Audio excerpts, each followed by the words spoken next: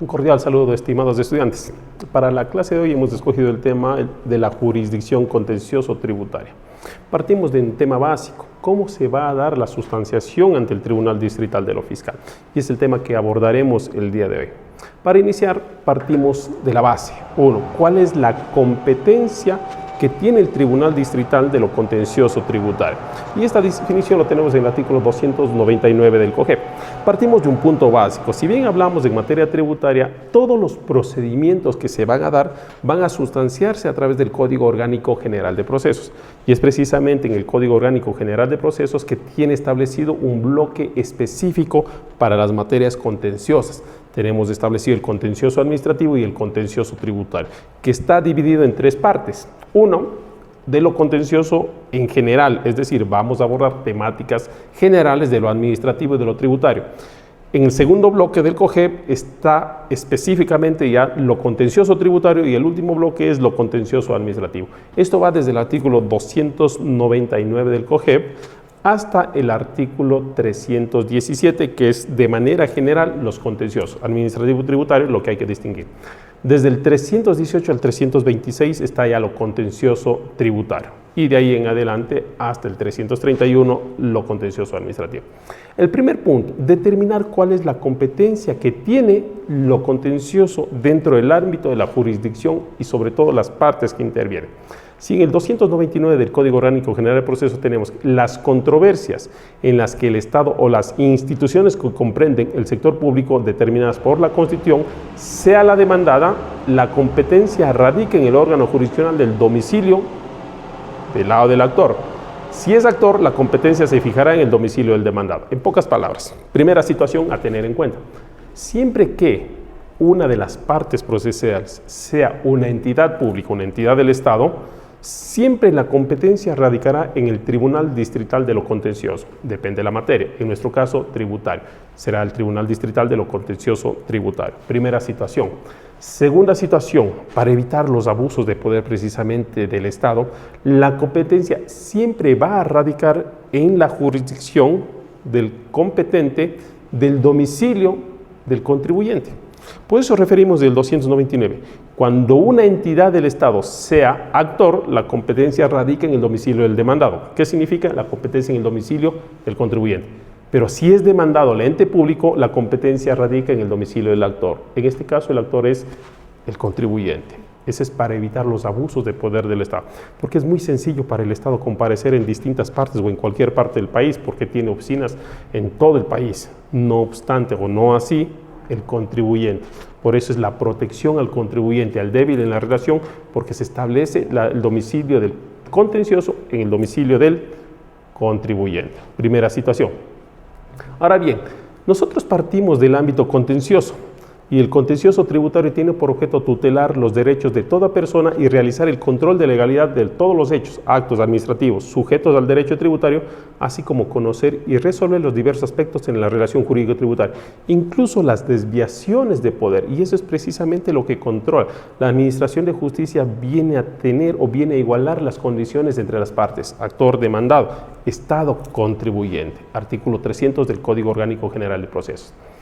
El 301 nos delimita lo que comprende la administración pública. Si en el 299 nos refería que las entidades del Estado que están contemplados dentro de la Constitución, el 301 delimita y refiere que para los fines del presente título, referimos a los contenciosos, se encuentra o se entiende que forman parte de la administración pública todos aquellos organismos contemplados en la Constitución. ¿A dónde nos remitimos? Al 255 de la norma constitucional en la cual se establece qué comprende el sector público. Y en el segundo inciso nos refiere la administración tributaria. ¿Qué refiere aquí? Las distintas clases o tipos de administraciones tributarias. Administración tributaria central, que rige o regula los tributos nacionales, SRI, Aduanas del Ecuador, los gobiernos autónomos descentralizados o administración tributaria seccional. Hablamos de prefecturas, hablamos de municipios y por último las especiales o de excepción, aquellas a que la ley les ha dotado de esta facultad para obtener sus ingresos para poder sustentarse.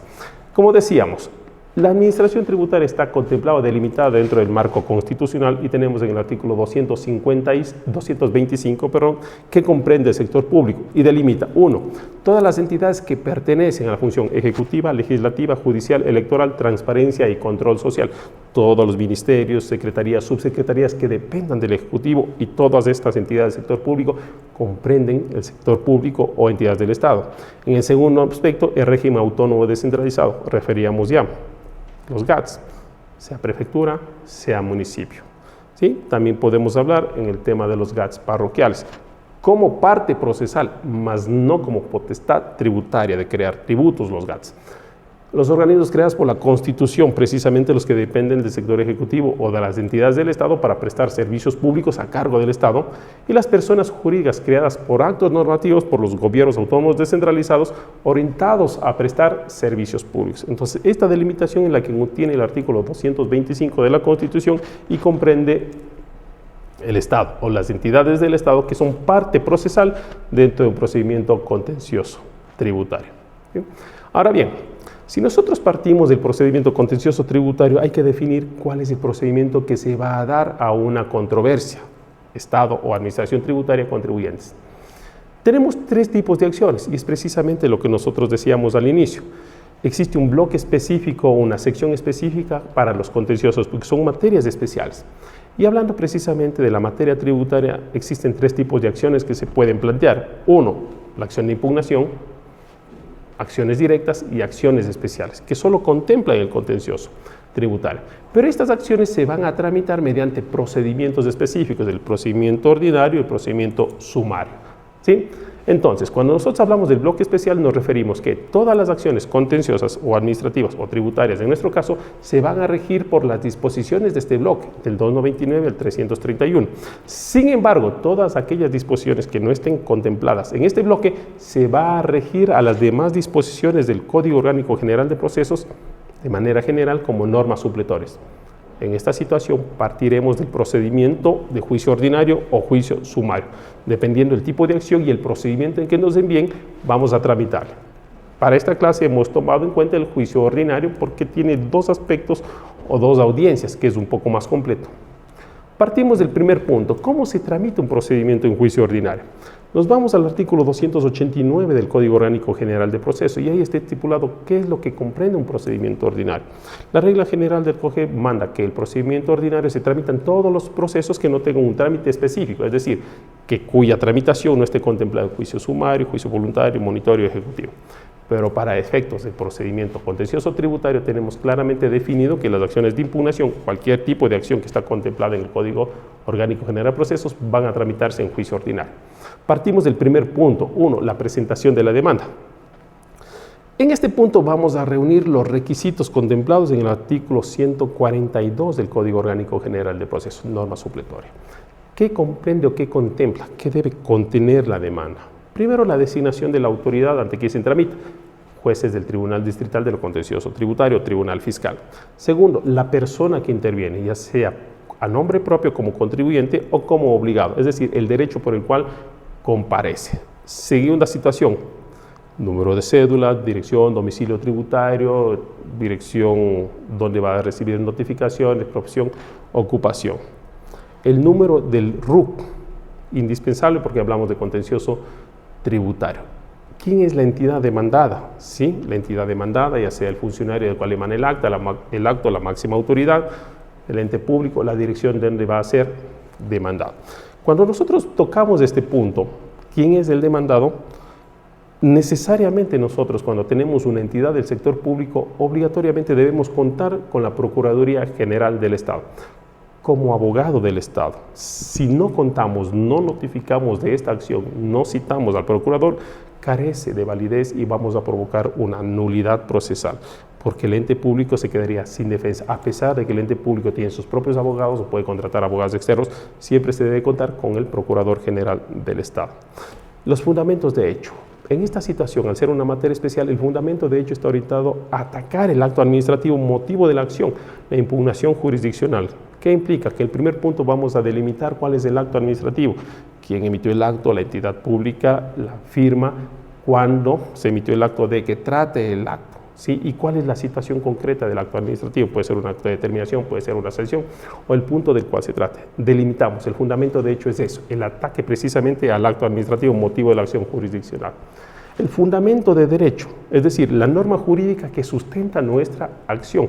claramente detallada, establecida y encajada o enlazada de manera directamente con el ataque o con la controversia del acto administrativo. Las pruebas que vamos a presentar en este punto.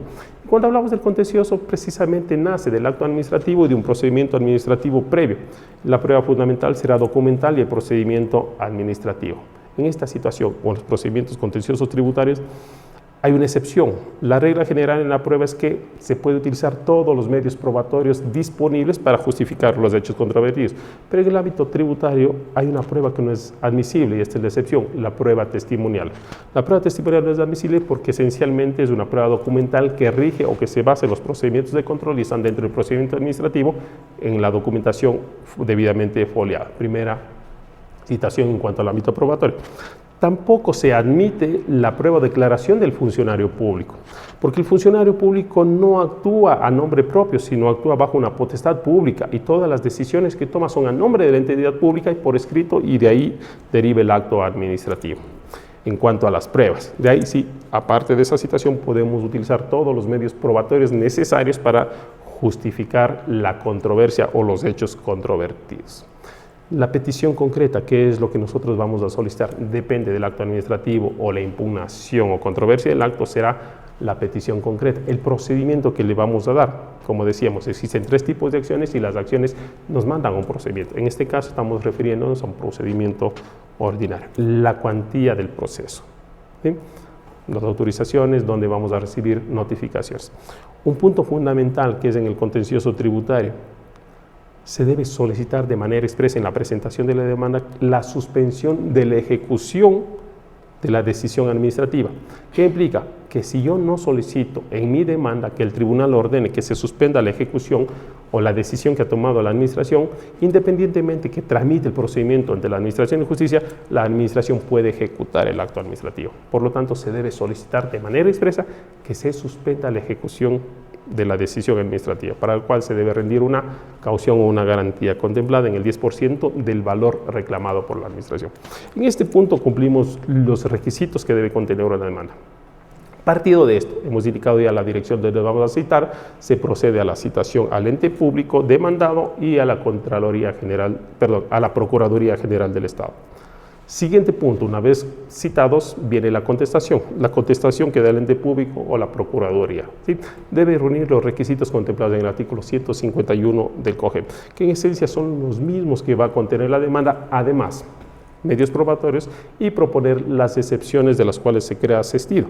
En este punto tenemos el artículo 153 del Código Orgánico General del Proceso que contempla las excepciones que rigen para todos los procedimientos. Ahí tenemos 10 excepciones, ¿sí? Siguiente situación, la convocatoria. Una vez contestado, si hay una reconvención, se procederá de la misma manera como una acción. Es una contrademanda dentro de una demanda. Y la convocatoria a la audiencia preliminar. Una vez calificada la contestación en el evento de que haya una reconvención, vendrá la calificación y la convocatoria a la audiencia preliminar. El juez fijará una fecha en la cual se llevará a efecto la audiencia. ¿Cómo llevamos a cabo la audiencia? La audiencia es una fase en la cual va a estar dividida o va a contemplar distintas etapas procesales. En este punto, en la audiencia preliminar, primera instalación de la audiencia, ¿qué es lo que contempla? Se constata el día, la hora, la fecha que ha sido fijada, si están todas las partes procesales necesarias para el procedimiento para llevar a cabo la audiencia. Se instala y el primer punto a tratar son las excepciones previas, aquellas que decíamos que inicia o que están contempladas en el 153 y que solamente las propone la parte demandada. Siempre inicia la exposición la parte accionante, salvo el primer punto que es las excepciones previas, porque se tiene que resolver cuáles son los requisitos o cuál es el ataque precisamente al procedimiento. Solamente en esta etapa procesal quien interviene primero es el demandado. De ahí en adelante siempre será y tomará la palabra el actor. ¿Sí? Se trata sobre las excepciones previas. En cada una de las etapas procesales el juez va tomando decisiones. Estas decisiones se denominan autos interlocutorios. ¿Qué es un auto interlocutorio? Es una decisión que toma el juez de las distintas etapas procesales, que sin ser motivo o tema de fondo, sin ser el motivo principal que va a resolverse en la sentencia, pueden afectar el derecho de las partes y estas son susceptibles de recursos. ¿Sí? Segundo, una vez que se toca, se resuelve sobre las excepciones previas, se trata sobre la validez del proceso. En este punto se va a tratar o se va a verificar si todo el procedimiento hasta esta etapa o hasta este momento ha sido tramitado en debida forma, o si hay algún vicio que pueda ser subsanable o algún vicio que pueda provocar la nulidad del procedimiento hasta esta etapa. Se resuelve sobre esta validez. Exposición de los fundamentos. ¿Cuál es la exposición de los fundamentos o el alegato inicial? ¿Qué contiene el alegato inicial? Simple, la fundamentación clara y detallada sobre las pretensiones de cada una de las partes. Aquí toma la palabra ya el actor, presenta su alegato inicial, presenta cuál es la propuesta, cuál es la demanda, corre traslado con relación al derecho de contradicción, el derecho a la defensa, a la demandada, para que también a su vez conteste cuáles son sus argumentos. Una vez planteado cuáles son las pretensiones de la parte, hay una parte obligatoria que el juez debe llevar a cabo, que esta es la conciliación, una fase de mediación. Y esto es un poco más factible a partir de noviembre del 2021, en donde ingresa ya o viene una reforma al Código Tributario donde se permite transigir a la administración tributaria. Antes de esta fecha, antes de estas reformas, no era factible conciliar o llegar a acuerdos en esta etapa o en cualquier etapa anterior si no se tenía autorización expresa de la Procuraduría General del Estado. Pero aquí ya podemos conciliar. ¿Qué implica? Que en esta fase obligatoria la primera regla es que el juez arranque o pida la voluntad de las partes de llegar a un acuerdo. Si se llega a un acuerdo, simple, se termina el proceso. Puede haber tres momentos. Uno, un acuerdo total en el cual termina el proceso, un acuerdo parcial que se tomará en cuenta en la sentencia y sobre lo que no hay acuerdos continuamos con el proceso, o simplemente no hay acuerdo y continuamos con el proceso. Si no hay acuerdo, la controversia continúa. Al momento de continuar, sabiendo ya cuáles son las pretensiones de la parte, la siguiente etapa es el anuncio de los medios probatorios. En este punto, la parte actora presentará los medios probatorios de los cuales va a utilizar, va a practicar y el orden en los que le va a practicar. ¿Sí? Se corre traslado a la parte demandada para que a su vez también presente sus medios probatorios y el orden que lo van a practicar y se pronuncie respecto a las pruebas planteadas por la contraparte. El juez toma una decisión, resuelve qué medios probatorios se admiten, qué medios probatorios no se admiten. ¿Sí? Una vez pasada esta situación, también puede haber acuerdos probatorios. ¿Qué significa? Que las partes de común acuerdo dan por hecho una determinada situación fáctica en la cual ya no es necesaria probar. ¿Sí? Puede suceder eso también. En este punto termina la audiencia preliminar, ¿sí? Con la resolución que acepta y que no acepta el juez. Se resuelve, se termina la audiencia preliminar, se fija nueva fecha para la audiencia de juicio y en el espacio intermedio se practicarán peritajes o peticiones de información, lo que sea pertinente y lo que se haya solicitado dentro de esta etapa para que esté lista para la audiencia de juicio. Instalada la audiencia de juicio, en el segundo momento, de la misma manera, se debe constatar la presencia de las partes procesales, se da lectura de la resolución del acta de la audiencia preliminar, se instala e iniciamos. Nuevamente, el alegato inicial, cuáles son las pretensiones del actor, cuáles son las pretensiones de la parte demandada. En este punto, iniciado con el alegato inicial, partimos a la práctica de las pruebas. Cada una de las partes practicará las pruebas que han sido pedidas, que han sido ordenadas y calificadas por el juzgador. ¿Sí? Una vez concluida la práctica de las pruebas, actor y demandado, procede el alegato final. ¿Qué implica esto? El alegato final implica el fundamento fáctico y el fundamento jurídico en torno, uno, a la pretensión que ha sido planteada, la demanda. Segundo, cuáles son las pruebas que uno ha presentado respecto a cada uno de los puntos planteados en la demanda.